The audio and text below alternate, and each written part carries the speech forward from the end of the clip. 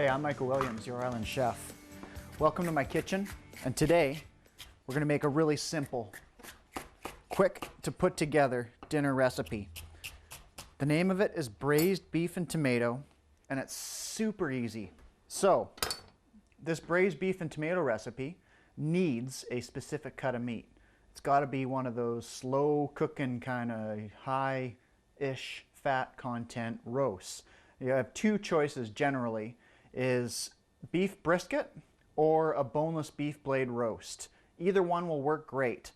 Now, normally when you're doing a braised recipe, the recipe will call for you to brown the roast first in a frying pan. And to me, it's a bit of a redundant step, and I'll show you why. So hold that thought and we'll come back to it. First, we're just going to put the roast right into the pot, okay? And then around the roast, we're going to pour some diced tomatoes, okay, until the roast is about half covered. We want the tomatoes to come up about halfway on the height of that roast. That is how you braise. What is braising, you ask? Braising is a cooking technique. And when you braise, you do so in the oven generally. So the exposed half of this is going to be in a 350 degree oven, 375, whatever it takes to keep the liquid simmering. In this case, we were using tomatoes for the liquid. So half the roast is getting cooked in liquid, poaching, simmering kind of thing, and half the roast is roasting in the dry heat of the oven. So it's a combination cooking process, and that's what we're doing here.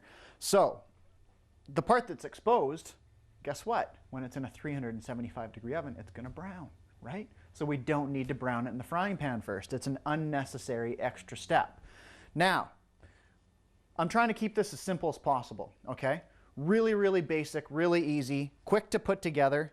So we've got some raw onions instead of sauteed onions going into the pot, okay? We've got our roast. We've got some canned tomatoes if it's the winter, fall, kind of, not even fall, sorry, winter, spring. And if we happen to be in the summer or the fall, we can use the fresh tomatoes. So now we're just going to drizzle some molasses over top of our roast. Okay, it's a natural, well, a little bit more natural than processed sugar. It's a good choice for a sweetener. So a little bit of a drizzle. Okay, and now we just need to spice it up.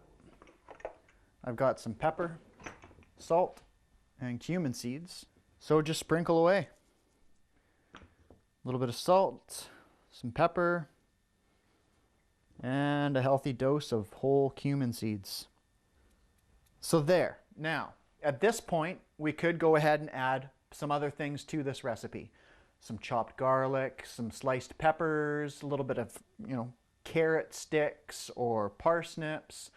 So there's a lot of possibilities that could go into this recipe, but guess what? Just like this, you end up with a fantastic result.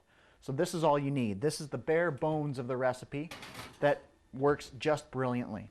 All right, so here is what the finished product looks like. So let's backtrack for a sec though. Now, we put our roast in, and after about an hour, we needed to turn it. And I did that whole process over again. Drizzled a little bit of molasses, seasoned it up with some salt, some pepper, and some cumin. See, that's the sign for seasoning, right?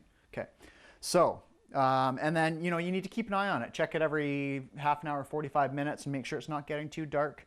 Once it's browned on both sides, put a lid on it to slow that browning process down. Okay, so at this point, we're just going to cut it up into slices and serve it. We're ready to serve. So not only do we get a wonderful, tasty, and tender roast out of this, but an amazing sauce at the same time.